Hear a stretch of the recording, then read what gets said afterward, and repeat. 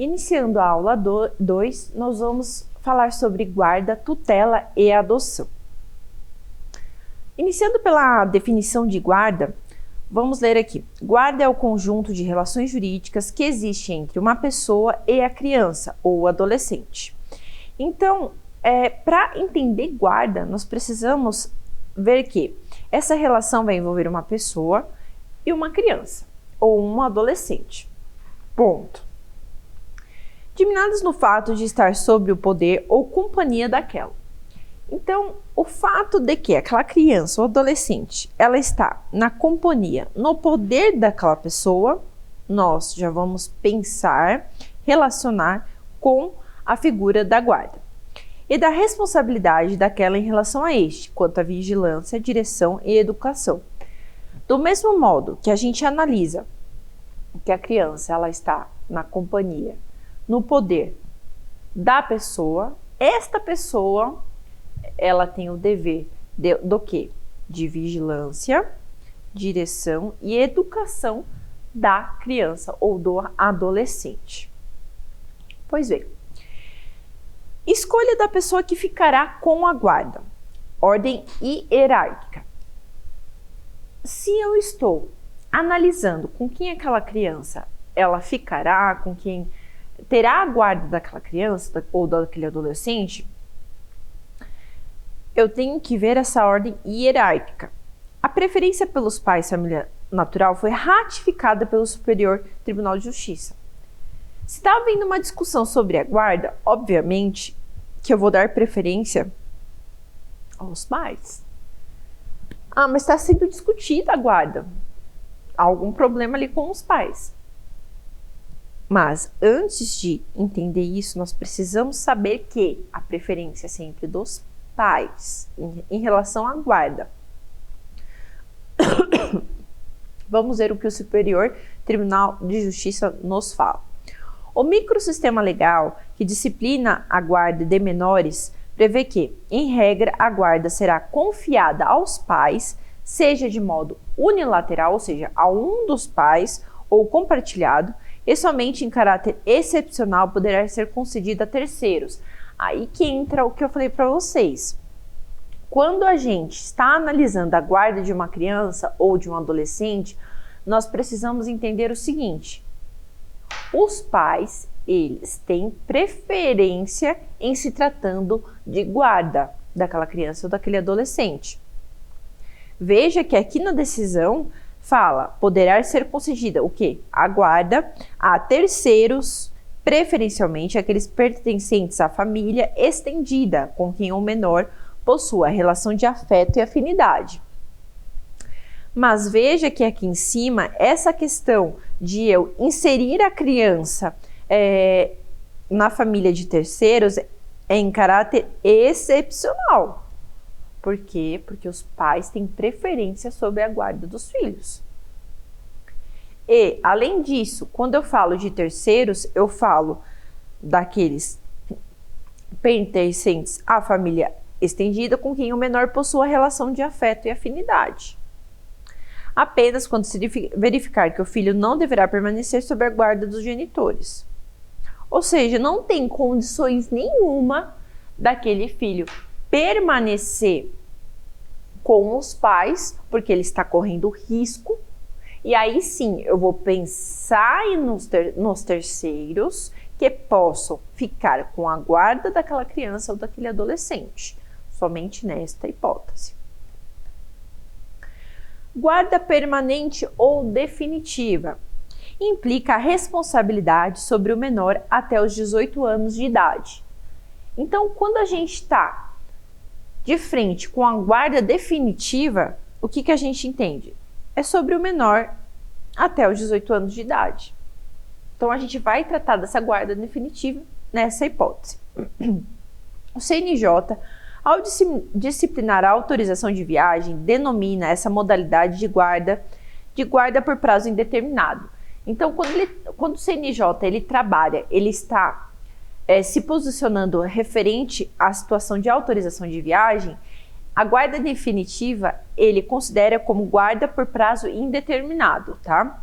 artigo 7º da Resolução número 131, de 26 de maio de 2011. Já se concedeu a guarda permanente ou definitiva à avó materna, já que esta apresentava melhores condições que a própria genitora biológica. Então, a gente está falando de guarda da criança e do adolescente. Aqui é uma decisão do Tribunal de Justiça do Rio Grande do Sul. E o que foi possível?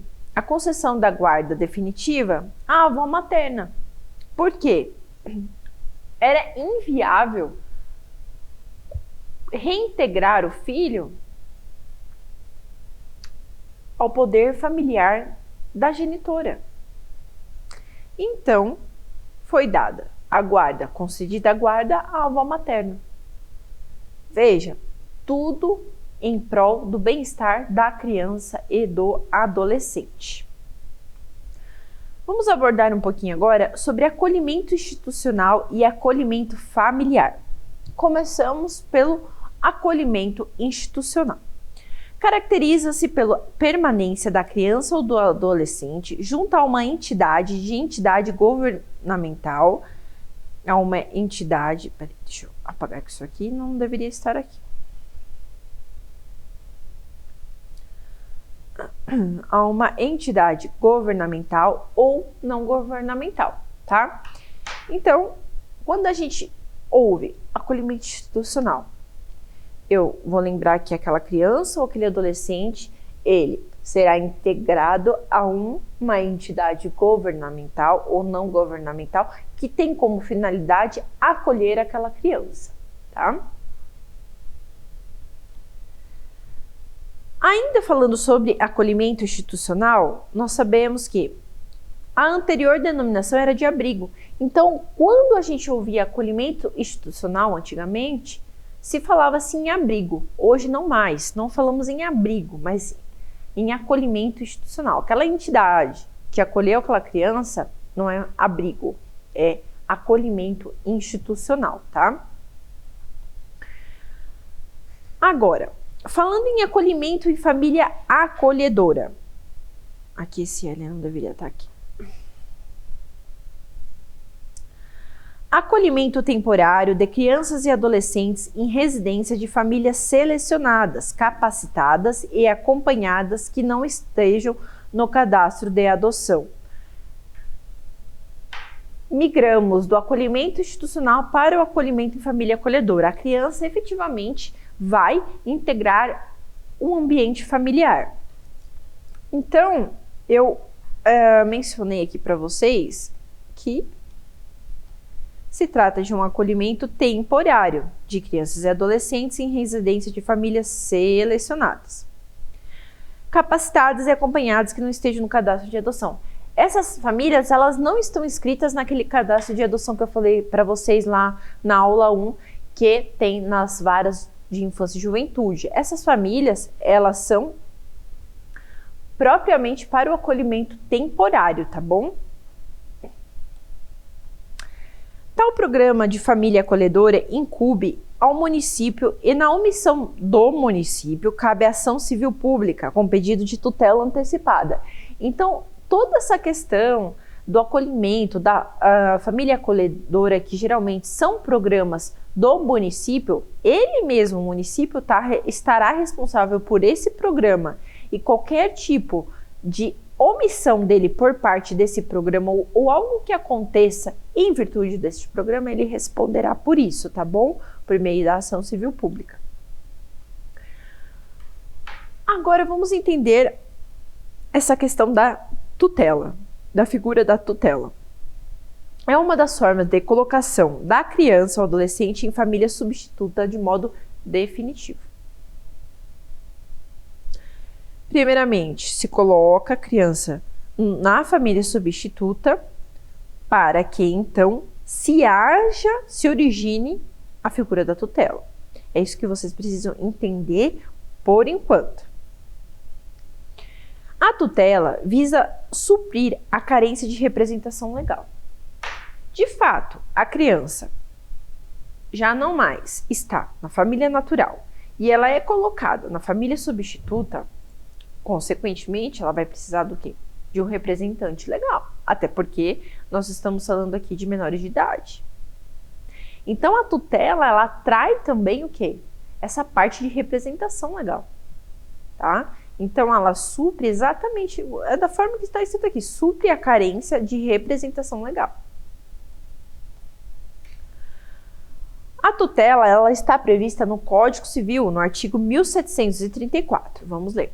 As crianças e os adolescentes cujos pais foram desconhecidos, falecidos ou que tiverem sido suspensos ou destituídos do poder familiar, terão tutores nomeados pelo juiz ou serão incluídos em programa de colocação na forma prevista pela Lei nº 8.069, de 13 de julho de 1990, conhecido como Estatuto da Criança e do Adolescente. Pois bem, o que a gente vai esquematizar aqui, ó? Nós temos uma criança ou um adolescente em que tem os pais desconhecidos, os pais falecidos ou que tiverem sido suspensos ou destituídos do poder familiar, ou pais suspensos, vou parar aqui.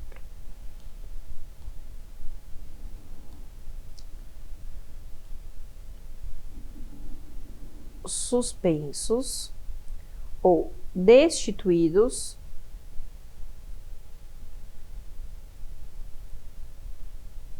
do poder familiar. Então, essas 3 situações vocês precisam verificar antes de qualquer coisa. Havendo vocês identificando que aquela criança teve o pai desconhecido, ou não, o pai faleceu, ou então o pai foi suspenso ou destituído do poder familiar, ou ambos, pai e mãe, foram destituídos do poder familiar, ou faleceram, ou são desconhecidos. Havendo alguma dessas situações, o que vai acontecer? Essa criança e esse adolescente, integrando uma dessas situações, terão que ter tutores, tá? Porque eles são menores de idade, então terão que ter tutores, na forma prevista pelo Estatuto da Criança e do Adolescente, tá? Então é daí que se origina a tutela. Formas de tutela. Nós temos a testamentária, aquela que vem consignada em testamento ou qualquer documento autêntico, exprimindo a vontade dos pais. Então, a gente trabalha a questão da tutela, por exemplo, em testamento, que expressará a vontade dos pais. Então, havendo esse testamento, a gente vai verificar que realmente os pais falaram que o fulano de tal será o tutor do filho X em caso de falecimento deles. Então, X será nomeado como tutor daquela criança ou daquele adolescente. Tutela legítima.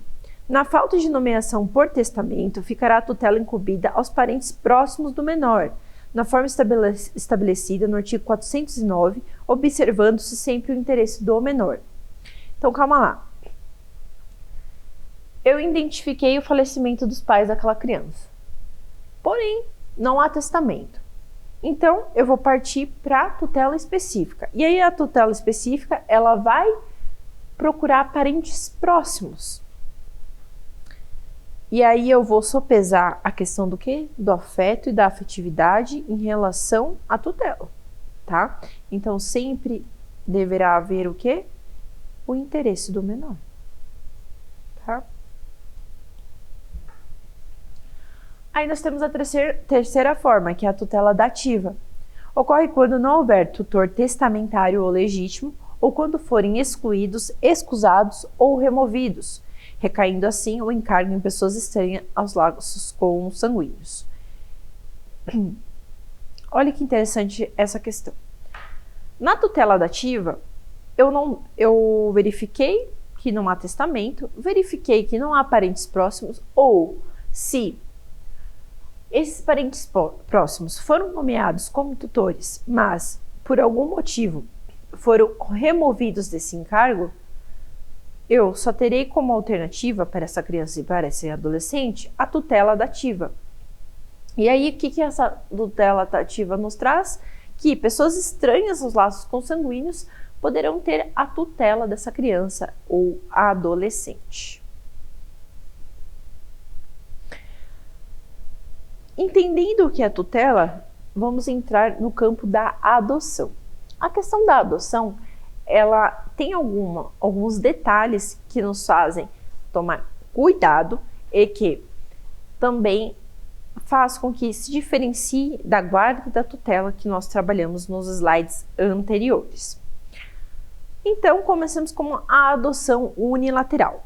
Ocorre quando existe a manutenção dos vínculos de filiação com um dos genitores, nascendo o vínculo civil com um companheiro ou cônjuge deste genitor.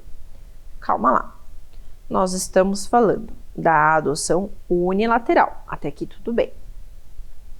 Quando que ela vai ocorrer? Quando existe a manutenção dos vínculos de filiação com um dos genitores. Então, para vocês entenderem essa primeira parte aqui, então, X se casou com Y, porém, aí desse relacionamento veio o B. Porém, passou-se o tempo e esse relacionamento acabou. Y se casou com D. Só que Y tem o filho B aqui. Essa aqui o Y tem um vínculo de filiação com B, correto? Porém, o companheiro ou cônjuge desse genitor poderá adotar B, tá? Então, nessa hipótese, poderá haver essa adoção. E a adoção bilateral é a adoção em que existe rompimento do vínculo de filiação com o pai e com a mãe. Então, nós temos a seguinte situação aqui. X casou com Y e desse relacionamento veio B. Só que o que acontece?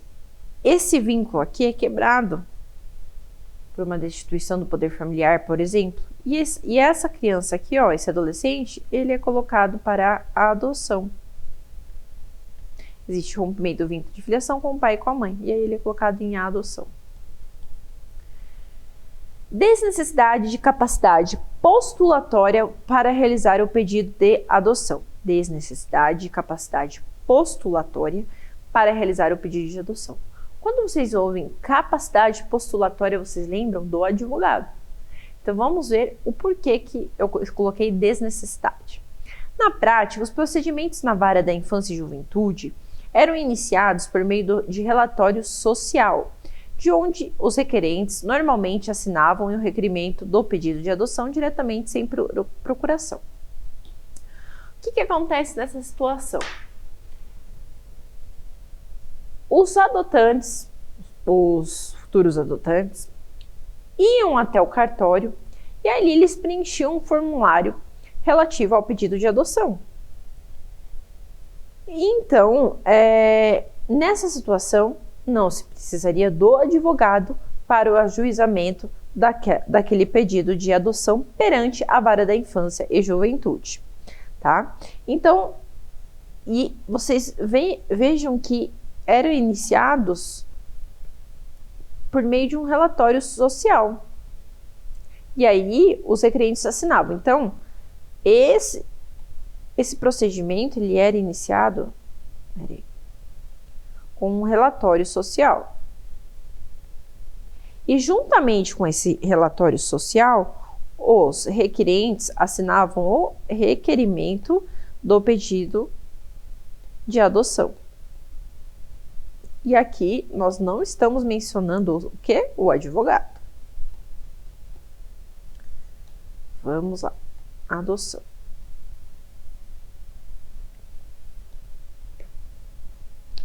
Em favor da desnecessidade de procurador, tem-se o artigo 166 do ECA, que menciona que o pedido será formulado diretamente em cartório em petição assinada pelos próprios requerentes. O próprio Estatuto da Criança e do Adolescente prevê que os requerentes, os futuros adotantes, podem se direcionar ao cartório e fazer o pedido de adoção.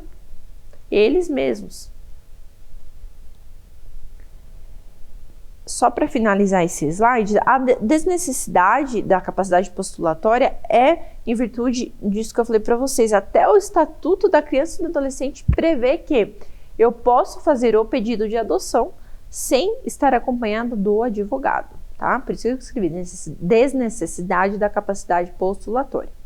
Pois bem, aí vem a pergunta: quem pode adotar? Todas as pessoas maiores de 18 anos. A princípio, eu, tendo dúvida de quem pode adotar, eu vou lembrar, os maiores de 18 anos. Bom, a adoção é ato pessoal do adotante, uma vez que a lei veda por procuração. Então, se eu estou interessada na adoção daquela criança, eu não posso. Eu estou lá nos Estados Unidos, me interessei por aquela criança, eu quero que ela seja meu filho, porém eu não posso dar uma procuração para alguém para que ela faça por mim essa adoção. Porque a adoção, ela é um ato pessoal. O estado civil, o sexo e a nacionalidade não influem na capacidade ativa da adoção.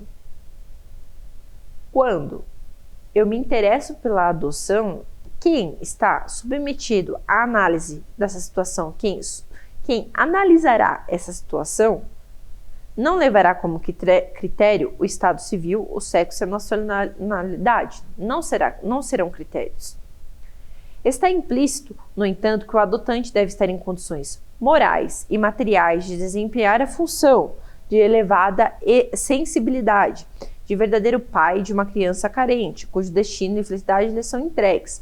Então, de fato, as condições morais e materiais serão, sim, analisadas e examinadas, porque nós estamos diante de uma criança e de um adolescente que muitas das vezes estava num cenário tóxico, abusivo. Muitas das vezes é assim. Então, serão analisadas as condições morais e materiais para que não haja prejuízo àquela criança, àquele adolescente. Tratando-se de ato jurídico, a adoção exige capacidade. Então, estou querendo adotar, eu preciso ver se eu tenho capacidade para poder finalmente entrar nesse ambiente da adoção. Assim, não podem adotar os menores de 18 anos, aí vamos grifando aqui. Os menores de 18 anos, os ébrios habituais, os viciados em tóxicos, os que, por causa transitória ou permanente, não puderem exprimir sua vontade, bem como os pródigos. Mesmo porque a natureza do Instituto pressupõe a introdução do adotando em ambiente familiar saudável, capaz de propiciar o seu desenvolvimento humano. Então, calma lá. Eu falei os menores de 18 anos, os ébrios habituais e os viciados em tóxicos, né? Então, existe o vício do álcool, o vício das drogas. Aí vocês indagam, vocês se perguntam: seria um ambiente saudável para uma criança e um adolescente que já sofria um abuso dentro de casa, por exemplo? Seria justo isso? Os que, por causa transitória ou permanente, não puderem exprimir sua vontade. Aquele adotante sofreu um acidente. Ele está impossibilitado de expressar qualquer vontade. É justo que aquela criança ela seja inserida no ambiente familiar daquela pessoa, sendo que ela precisa estar em um ambiente saudável? Tudo isso, os profissionais que estão envolvidos numa situação de adoção devem sopesar. Exatamente por essa situação de desenvolvimento humano e de ambiente familiar, é que essas pessoas que eu falei aqui não podem adotar. Porque, de fato, vai comprometer o quê? O ambiente familiar saudável e o desenvolvimento humano. Então, quando a gente fala em adoção, também deve-se sempre lembrar, então, a adoção, deve-se sempre lembrar que É importante o ambiente familiar saudável, bem como o desenvolvimento humano. De quem? Da criança e do adolescente. Se a adoção se efetuar por pessoa solteira ou que não tenha companheiro, constituir-se-á a entidade familiar denominada família monoparental. Então, vamos lá, família monoparental. O que acontece nessa questão da família monoparental? Pode ser uma pessoa solteira, né, o adotante, ou uma pessoa que não tenha companheiro. E aí ela vai constituir uma família monoparental com aquela criança ou adolescente. Tá? Isso aqui é em se tratando de adotantes. A figura dos adotantes, tá? No atual regime, tanto a adoção de menores quanto a de maiores revestem-se das mesmas características, estando sujeitos à decisão judicial em atenção ao comando constitucional de que a adoção será sempre assistida pelo poder público. A adoção de menores quanto a adoção de maiores de idade reveste das mesmas características, estando sujeitos à decisão judicial. Então, a primeiro momento, tanto a adoção de menores quanto de maiores de idade está sujeitos a quê? A decisão judicial. E atenção ao comando constitucional de que a adoção será sempre assistida por quem? Pelo poder público. Tá? A adoção de criança e adolescente até os 18 anos de idade e dos maiores de 18 anos é regulada pelo Estatuto da Criança e do Adolescente, até os 16 anos, tá? A adoção de criança e adolescente até os 18 anos e dos maiores de 18 anos é regulada pelo Estatuto da Criança e do Adolescente, tá? Tanto os menores quanto os maiores. Podem ser adotados, portanto, todas as pessoas cuja diferença mínima de idade para com o adotante seja de 16 anos. Para que haja a adoção, a idade entre o adotante e o adotado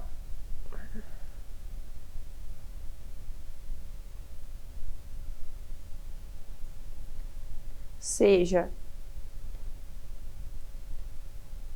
a diferença de idade, né?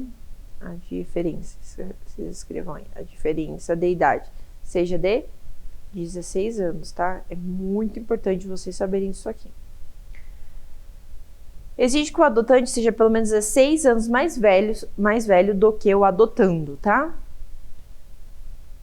Requisitos da adoção.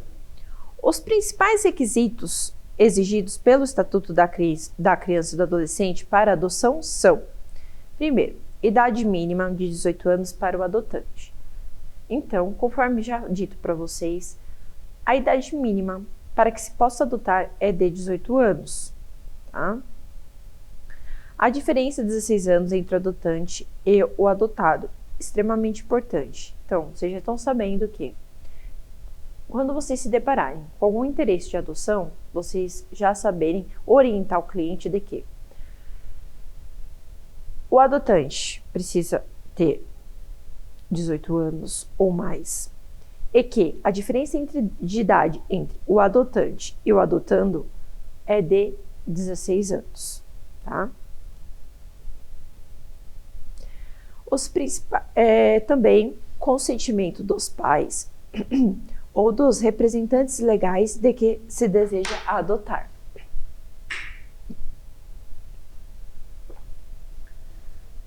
E concordância deixe-se contar mais de 12 anos. Então, precisa haver consentimento dos pais ou dos representantes legais daquela criança ou adolescente que os adotantes estejam interessados, bem como a concordância de quem? Da criança ou adolescente que tenha mais de 12 anos. Então, para captar, quando eu estou de frente de uma situação de adoção, eu preciso analisar se o adotante ele tem 18 anos ou mais, se a diferença de idade entre o adotante e o adotando é de 16 anos ou mais, se há o consentimento dos pais ou dos representantes legais daquela criança e adolescente em relação à adoção, e também em se tratando de pessoas com mais de 12 anos, maiores de 18 anos, elas deverão ser ouvidas e também deverá ser perguntado a elas se concordam em ser adotadas pelos adotantes. Por fim, deverá haver um processo judicial, bem como o efetivo benefício para adotando. Então, toda a questão da adoção passará por um processo judicial e também será analisado se haverá algum benefício para o adotando diante da possibilidade de adoção por aquelas pessoas que se intitularam como adotantes. O artigo 165, inciso 1 do Estatuto da Criança e do Adolescente requer a anuência do cônjuge ou companheiro do adotante. O que significa? Anuência do cônjuge ou companheiro do adotante. Bom, para a gente entender isso, nós precisamos desenhar X e Y, e aí eles têm uma relação aqui. Y tem o desejo de adotar B. Porém, para que haja adoção, X, que é o cônjuge ou companheiro de Y, deve anuir com essa adoção. Por quê? Porque ele também vai participar do convívio aí com essa criança. Então, é necessário que ele esteja de acordo com essa adoção. Porque se ele é companheiro, é cônjuge de Y, ele, consequentemente, vai criar um convívio com a criança, com o adolescente. Então, o juiz vai precisar da anuência desse cônjuge, desse companheiro em relação à adoção que interessa Y. O consentimento dos pais ou dos representantes legais de quem se deseja adotar, mencionado como terceiro requisito, é condição fundamental à concessão da medida. Todavia, o artigo 166 do ECA o dispensa, dentre outras hipóteses, se os pais foram destituídos do poder familiar. Eu falei para vocês que um dos requisitos era o consentimento dos pais ou dos responsáveis legais da criança ou adolescente em relação à adoção. Porém, o artigo 166 do ECA, ele prevê a dispensa desse consentimento quando os responsáveis legais foram destituídos da anuência. Então, qual que é a hipótese de dispensa? Então, a hipótese de dispensa,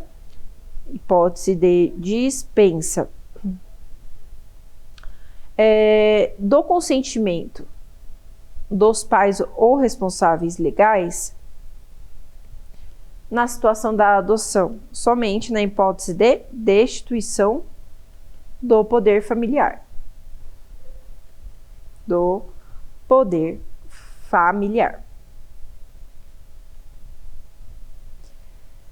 Dando andamento, tal destituição só pode ser feita com rigorosa observância do procedimento contraditório. Ou seja, está havendo um processo de destituição do poder familiar dos pais daquela criança. Para que seja efetivada essa destituição, os pais terão também o direito de se defender naquele procedimento de destituição do poder familiar. Precisa haver isso, conforme bem disposto no artigo 24 do Estatuto da Criança e do Adolescente. Se, por exemplo, a mãe deixa o filho em total abandono, Sendo desconhecido ao pai, o processo de adoção deve ser procedido obrigatoriamente da destituição. A mãe, ela simplesmente sai de casa e o pai, ela mal sabe quem é, e a criança, ela fica em estado de abandono naquele lar, aonde ela não sabe quem é o pai e a mãe foi embora.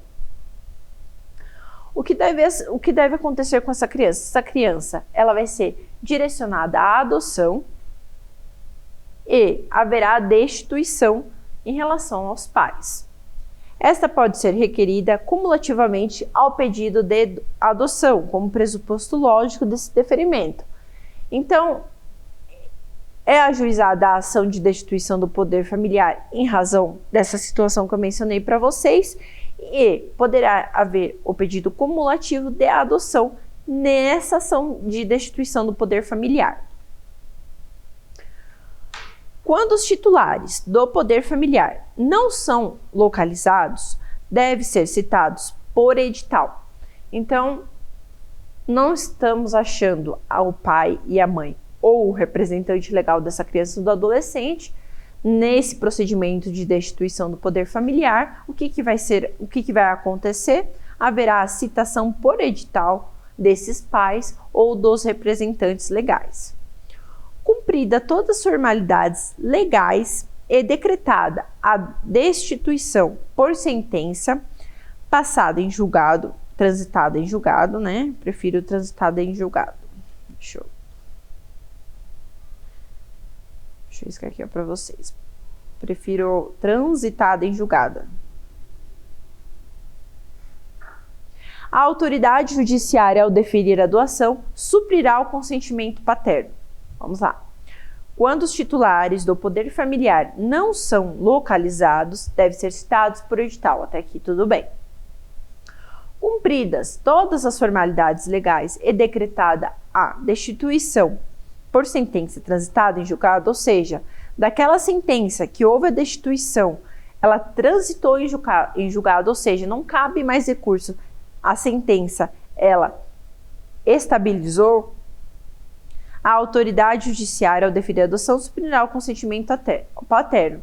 Por quê? Houve a citação por edital, não houve comparecimento ali dos pais ou dos representantes legais para que houvesse uma defesa, um contraditório, porque eles foram citados por edital. Então, havendo esse estado de estabilização da sentença, sim, o juiz vai deferir a adoção, suprindo o consentimento paterno. A finalidade do estágio de convivência é comprovar a compatibilidade entre as partes e a probabilidade de sucesso na adoção. Antes de efetivar a adoção, existe uma fase de estágio de convivência entre o adotante e o adotando, tá? É uma fase extremamente importante. O juiz,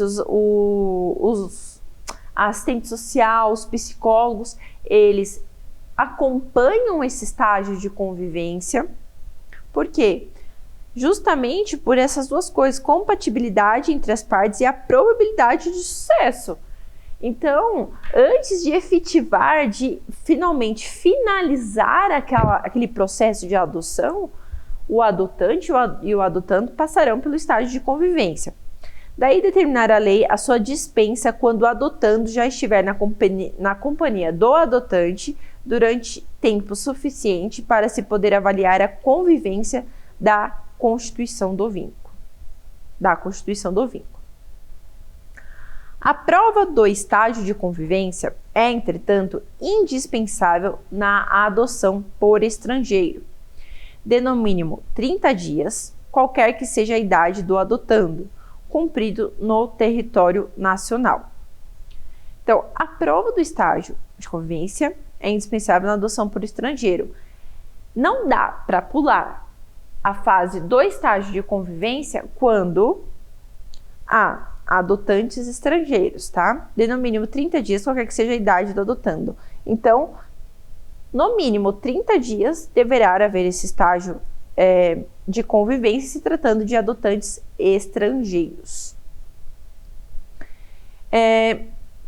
E por fim, sendo o adotado maior, será competente o juízo da família para a apreciação e deferimento da medida, não se dispensando a efetiva assistência do poder público.